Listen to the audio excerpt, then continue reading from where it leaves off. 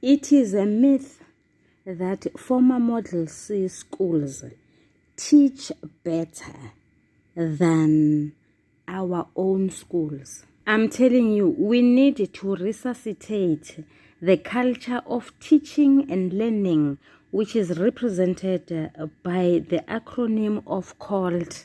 Why am I saying it is a myth? It is because of the fact that teachers that are teaching maths and science in these former Model C schools teach in Afrikaans for 45 minutes and for 15 minutes in English.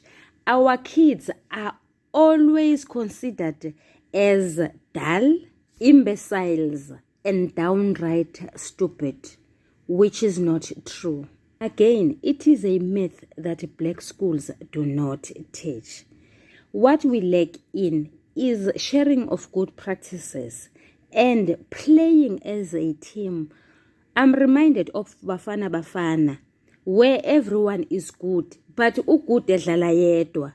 Phela manje la, they should know how to play as a team. That is what also schools are lacking in. Sanibonani balingani mabhungu namatshitshi.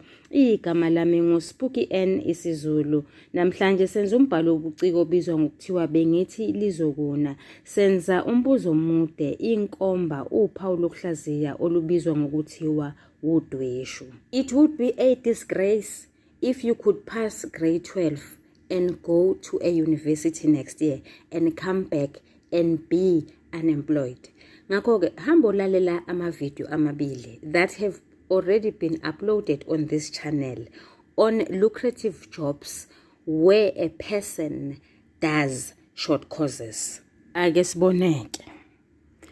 Ngoba siphendula umbuzo omude la, sizobhala isihloko esithi UDWESHU, sequmuqa sibhale igama ngosonhlamvukazi elithi isingeniso.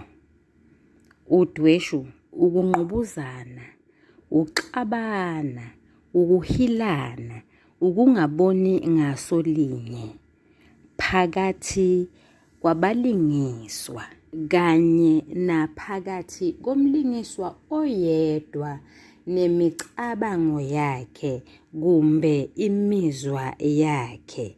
Yingakho nje sinezinhlobo ezimbili, udweshu lwangaphandle nodweshu lwangaphakathi.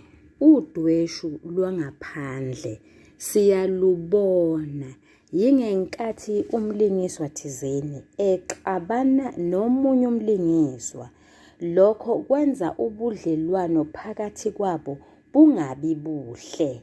Kanti udweshu lwangaphakathi asiluboni, lwenzeka kumuntu. Uthola umuntu edliwa unembeza wakhe, edlinza, ecabanga engaqedi, ethatha ebeka. Ngesinye isikhathi size simbone umlingiswa ekhuluma yedwa.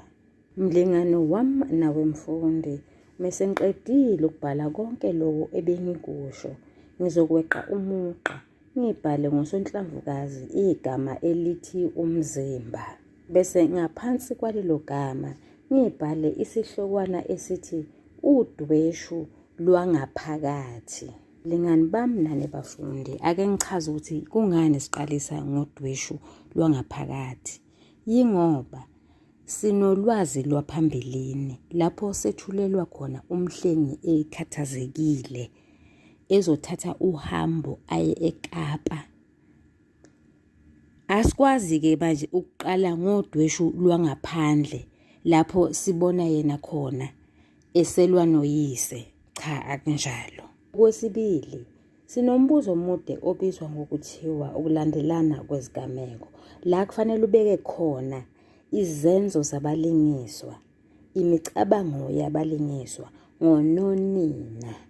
Yilezo zizathu-ke ezimbili ezenza ukuthi ngiqalise ngodweshu lwangaphakathi.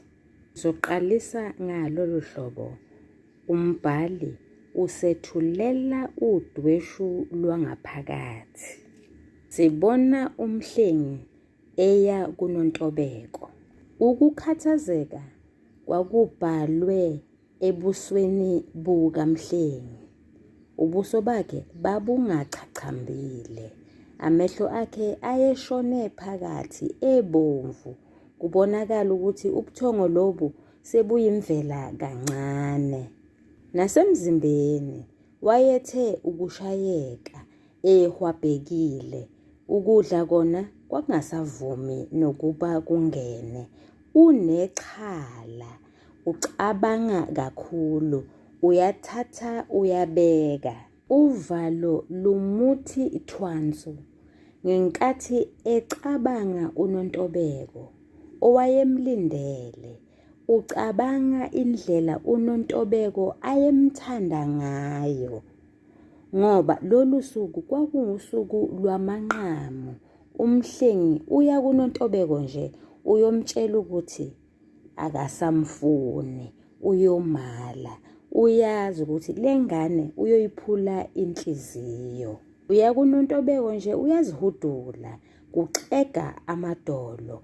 Uvalo luyazenzela, ude emfoma umjuluko ebunzini. Balingani bami nani bafundi, njalo nje uma sengizoqalisa elinye iphuzu, ngizoqalisa ngalolu hlobo.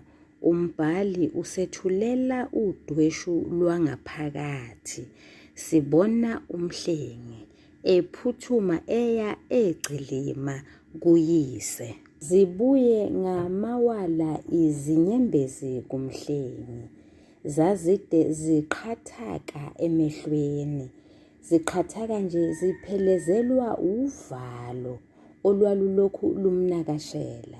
uMhlengi ucabanga indlela ashiye ngayo uNontobeko emuva, ngoba isililo sikaNandi samphelezela waze wayongena emotweni yakhe.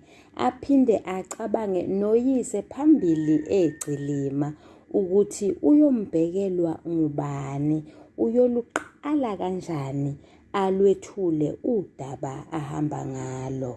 Umbhali usethulela udweshu lwangaphakathi. Sibona uMhlengi ephindela eThekwini ekhathele kakhulu. Simbona ezama ukulala, kodwa kwakungavumi. Ingqondo yakhe yayibukeza konke obekade kwenzeka osukwini lwangalelo langa. Umbhali usethulela udweshu lwangaphakathi. Sibona uXolani emhlanganweni wokuthuthukisa osomabhizinisi. Mbona ebingelela intokazi emkhangile ebihlezi ngaphesheya ogama layo linguMahlengi. Uthe ethi uyabingelela ezwe uvalo lumuthi heqe. Baxoxe ezwe uvalo lumuthi heqe. Ithe noma isisukile intokazi lena yaya kwabanye ebaziyo abekade behlezi kwelinye itafula.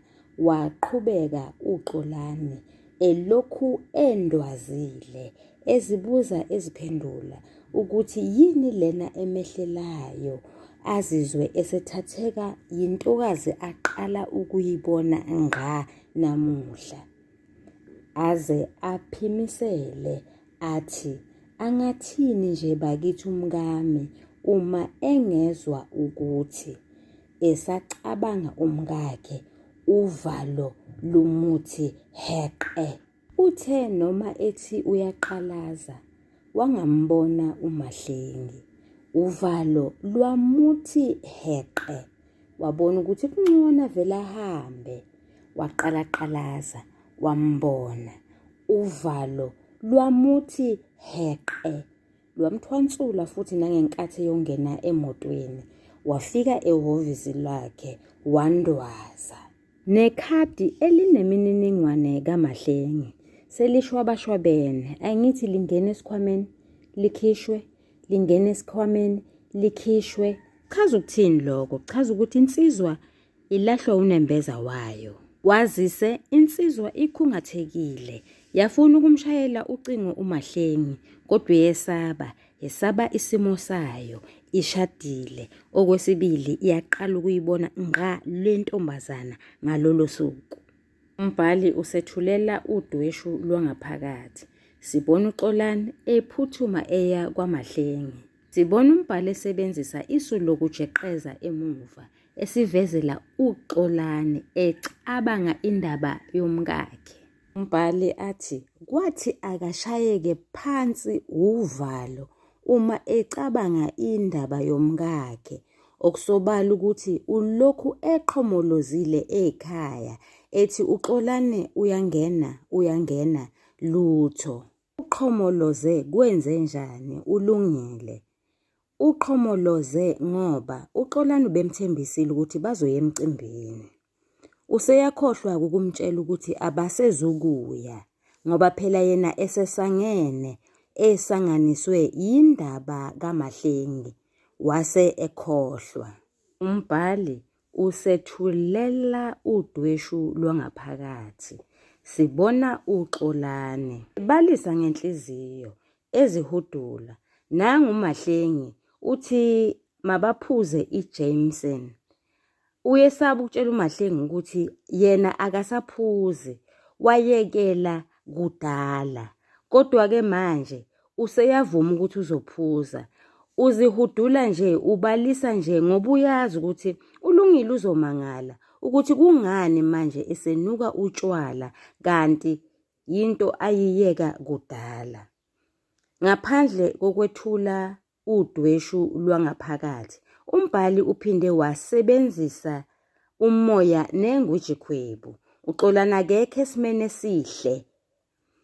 Umoya-ke lowo. Isimo somlingiswa onguXolani-ke leso. Yingwijikhwebu lokhu. uXolani useyaphuza nje ebona intombazana namhlanje nje. Angithi ingwijikhwebu isigameko ebesingasilindele. Besingakulindele ukuthi avume ukuthi yena uyaphuza. Besilindele ukuthi athi cha, ngingaphuza nje unamanate, ijuice, kumbe itiya lelo. Umbhali usethulela udweshu lwangaphakathi kuNgidi onguyise kaMhlengi. Lolu dweshu ulwethula ngesu lokujeqeza emuva. Ngenkathi uNgidi ekhumbula exosha indodana yakhe ngemuva kokuba imtshele into uNgidi ahluleka ukuyamukela ukuthi yona igay. Umbhali wethule lesu lokujeqeza emuva ekhasini lama-41 esebenzisa igama elithi uyakhumbula. Ake sibone ukuthi yini ayeyikhumbula uNgidi. Ukhumbula indodana yakhe imtshela insambatheka. Imtshela ukuthi yona inemizwa eyenza ithande abantu bobulili obufana nobayo. Uyakhumbula eyibozisisa ngoba wayecabanga ukuthi iyancokola. Uyakhumbula isimphendula ikhala izinyembezi ithi ayisezokuphindela emuva. Uyakhumbula eyixosha.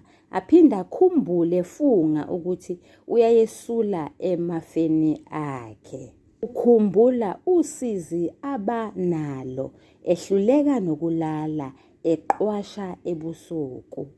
Uyakhumbula aya ethuneni lomkakhe ekhihla isililo eguqe ngamadolo ehluleka kodwa ukumvusa unina kaMhlengi ukuba mbonise ukuthi makunje kwenziwa njani. Umbhali usethulela udweshu lwangaphakathi. uNgidi ekhalela isikhathi sakhe esingaka ezithibile engasheli muntu ngoba efuna indodana yakhe ukuba iphile kahle. Simuzwa ekhuluma yedwa ethi Mhlengi, ngangikone ngani mntanami uze ungenze nje bakithi, where did I go wrong? Ngenkathi ebuza lo mbuzo kucweba izinyembezi. Umbhali usethulela udweshu lwangaphakathi. Sibona uNkululeko eshaywa uvalo oluncane uma ecabanga usuku olunzima. Kuwusuku ahlangana ngalo noNontobeko. Kunzima nje ngoba washayisa uNontobeko ngemoto, naye owayesangene epaquza ehamba engazi ukuthi uyaphi ngenxa yokwaliwa yisoka lakhe uMhlengi. NakuNkululeko kwakungelona usuku oluhle, wayehamba enxapha ubala ecasulwe nguhlulwa kweqembu lakhe elibizwa ngele-Orlando Pirates. Umbhali usethulela uNkululeko ekhuluma yedwa. Obviously, he was distraught. Ethi, ngivelelwa yini emhlabeni madoda? Umbhali uthi uyabalisa. Athi washiya nesicabha semoto sivulekile ngenxa yokuthi wayephume ngejubane kwamoto leyo yayiduma. Umbhali usethulela udweshu lwangaphakathi. Sibona uXolani ebalisa, eqhuma, ubuthongo do abufiki. Uthi umethi uvala amehlo abone isithombe sikaMahlengi engqondweni yakhe. Simbona esebalisa ngemuva kokuba esevuswe ephusheni lakhe unkosikazi wakhe. Umbhali ethi uyandwaza isikhathi eside, ikhanda liyaduma, ukhuluma yedwa ngenhliziyo. Uthi Mahlengi ungenzani kodwa bakithi? Umbhali usethulela udweshu lwangaphakathi. Sibona uMahlengi endwazile naye ecabanga uXolani. Uyasibona isithombe sikaXolani ezindlebeni zakhe kunkeneneza uhleko lwakhe. Nalapha endlini phela kusanuka yona iHugo Boss. Unikini ikhanda uMahlengi uze uthi hayi bo Xolani ungenzani bakithi? Phinde abuze izindonga athi Xolani kodwa yini lena ongenza yona? Ilanga lokuthi akhulume yedwa namhlanje ngoba uphinde athi wo angathini nje umntana womuntu nokwenza engazange asho nokuthi uyangithanda emhlabeni bakithi. Umbhali usethulela udweshu lwangaphakathi. uNontobeko use-Oslo Beach Lodge ukhipha isithombe sikaMhlengi. Wasibamba ngazo zombili, wasibeka esifubeni sakhe esasesimanzi nte izinyembezi. Wathi, awu ngangikwenzeni kodwa Mhlengi, uze ungilaxaze ungishiye nobuhlungu benhliziyo obungaka, nesizungu esingaka, nothando olungaka. Ngangikone ngani sithandwa sami? Uyabihlika, ukhala kakhulu. Umbhali usethulela udweshu lwangaphakathi. Ngakusasa sibona uNontobeko eshayela imoto. Ethi, uMhlengi bakithi. Lokho ukusho ngezwi eliqukethe umunyu. Uyaphimisela. Ushaywa uvalo ngoba eya kubo kaMhlengi kanti bagcina ngokwehlukana, noma singathi uNontobeko waliwa nguMhlengi. Ngakho-ke akasazi isimo phambili sokuthi uyokwamukeleka kahle yini. Umbhali usethulela udweshu lwangaphakathi. Sibona uNdumiso egobodise ikhanda ngobuhlungu benhliziyo ecabanga isithandwa sakhe uMahlengi. Lwamshaya uvalo, uphinde aqedelelwe nawukuthi unesikhwele. Useyaphimisela, uyanxapha, uthi ngingayibulala nya lenja uma ingangephuca intombi yami madoda. Uyisilwi uNdumiso, unolaka, uze usikaza umoya ngesibhakela. Umbhali usethulela udweshu lwangaphakathi. Sibona uNdumiso esebuyile kwaSibu ngoba ubelula izinyawo ngenxa yokugqibelana ngolaka. Simbona eqhanganisa ngosizi olumenza angabi nemali.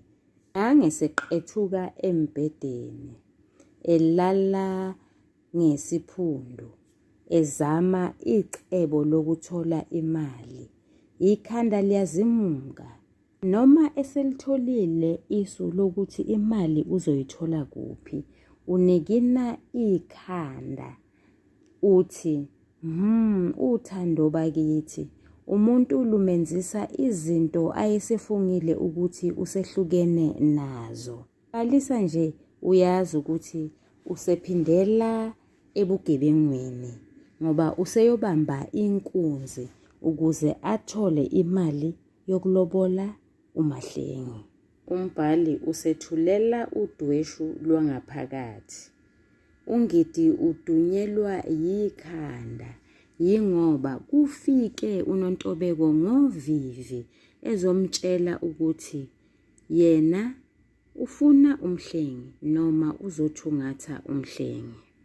Liphinde lidunyiswe ukuthi sekuphela isikhathi eside okungaba iminyaka emithathu amgcina umhlengi. Umzimba kaNgidi uyahlasimula uma ecabanga isimanga sendaba kaMhlengi. Umbhali usethulela udweshu lwangaphakathi. Sibona uXolani egajwe uthando, ebalisa ngenhliziyo, enikina ikhanda, uze ufunda nokuqamba amanga kumkakhe. Usethi, yinto engizoyithini lena madoda? Umbhali usethulela udweshu lwangaphakathi. Iyaduma ikhanda kunkululeko. Inyembezi zigobhoze njalo. Uyakhala waliwe ngaphambi kosuku olwandulela elomshado wabo noNontobeko. Esemunxakile nasemzimbeni, engenawo amandla, eziphephukela nje. Umbhali usethulela udweshu lwangaphakathi. Sibona uNomalanga owayethandana noNgidi. Phenduphenduka embedeni, uyathatha uyabeka, uyabalisa uyaqanganisa, ucabanga umhlengi ukuthi njengoba esebuyile nje kusho ukuthi uthando lwakhe noNgidi luzoshabalala. Uma ecabanga konke lokhu uNomalanga uzizwa zicweba izinyembezi, zigcwala amehlo. Useyaphimisela uthi, ngizoba yini kodwa ngaphandle kukahlomuka wami bakithi? Uphelelwa yithemba. Uyabona ukuthi indaba yakhe noNgidi isiphelile. Yonke imithangala yamaphupho ekusasa eliqhakazile iyadilika. Umbhali usethulela udweshu lwangaphakathi. Sibona umahlengi endwazile, zulelwa yikhanda, kugubhazela isifuba ngenxa yovalo. Usehambile uXolani, ubemvakashele, waseshela phela, bahagana. Kodwa-ke uyesaba. Luthi uma lumshaya uvalo mayelana nendaba kaXolani, abona ukuthi akazukubuthi qothu ubuthongo kulobu busuku. Uzwakala ebalisa futhi enikina ikhanda ethi, awu Xolani bakithi. Umbhali usethulela udweshu lwangaphakathi. Sibona uNgidi usebuyile ekhaya egcilima. Ukhathele uyingcuba, kodwa ubuthongo buyenqaba ukufika ngenxa yokuthi ukhathazekile. Bukeza konke obekwenzeka kusukela ngenkathi kufika uNontobeko, ngenkathi beya eThekwini beyothungatha umhlengi, ngenkathi bexhumana noShezi, ngenkathi sebebuya entambama namhlanje. Ukukhathazeka kwakhe kwamenza ukuba ayaluyaluze endlini uNgidi. Wagcina sephumela phandle, nguye loyana ebuka onke amasimu omoba lawo ayethi phela uzowanikeza umhlengi njengesipho. Usekhuluma yedwa uthi, "Ngangithi ngenzela wena mfana wami." Umbhali usethulela udweshu lwangaphakathi. UNdumiso useqedile ukubamba inkunzi. Usebuyela emuva. Ucikekile ngenxa yokuthi uSibu usethi akabuye nozakithi oyintombi yakhe. Uyafuna ukumshiya uzakithi, kodwa uNembeza uyamlahla ngenxa yokuthi yena noSibu bangabangane. Uyanxapha njalo. Ahamba enxapha njalo waze wagcine esefikile nakuzakithi. Nangenkathi esenozakithi akathandanga ukukhuluma noma ukuxoxa. Waqhubeka wanxapha baze bayongena eThekwini eMlazi. Umbhali usethulela udweshu lwangaphakathi kuMahlengi exakekile eshaywa uvalo nango esethatha iCD le-Freshly Ground. Khetha ingoma eyayimgeza ngaphakathi eyayinalamagama alandelayo esiNgisi. What would you do if you knew the truth? What would you do if I told you the story of my life? Ngokucabanga kwami kuyabonakala ukuthi le ngoma yayikhuluma naye ngqo ukuthi ubengenze njani uXolani ukuba ubazi ukuthi lo muntu athandana naye umuntu wesilisa oseguqule ubulili bakhe. Umbhali usethulela udweshu lwangaphakathi. Zishile izingane zikaXolani zashela endlini. Angithi phela ubesayobona uMahlengi wazikhiyela kanti zizosha. Useyabuya uthola unkosikazi wakhe ukhihla isililo.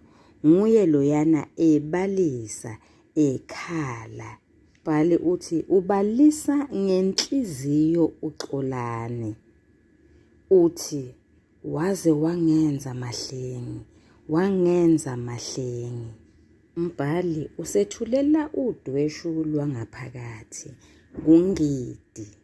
Umzimba utubekile, inhliziyo ibuhlungu, ziningi zigemegeme ezenzekile. Ubanjwe inkunzi, kwadutshulwa unyambose. Uphinda abalise ngendodana yakhe uMhlengi, azwakale esethi, "Awu uMhlengi madoda." Ingqondo yakhe iyazulazula, nanguya ecabanga uNomalanga.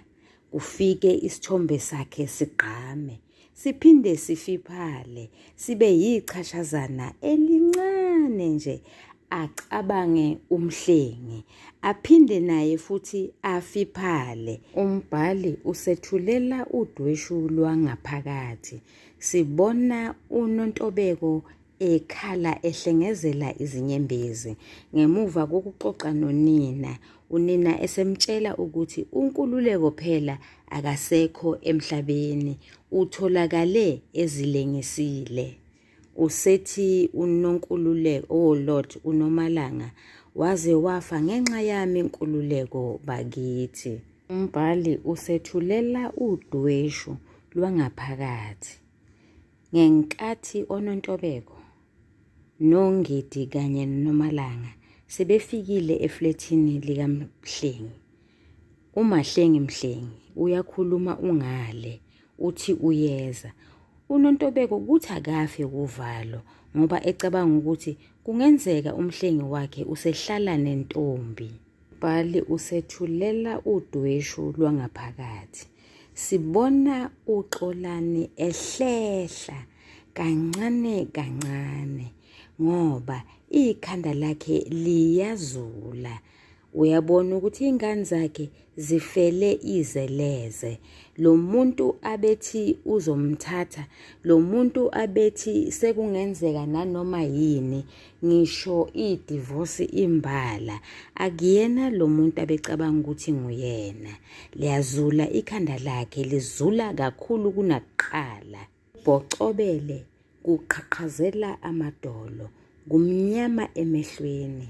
uyalubona usiza abhekene nalo ukuthi luzomgubezela lumgwinye athi umbhali azike balingani bami nani bafundi luyaphela lapha udweshu lwangaphakathi asizukuqhubeka nodweshu lwangaphandle kwazise uma singenze njalo le video izoba yinde kakhulu sizoqhubeka ngokuzayo ngiyabonga niyathandwa nisale kahle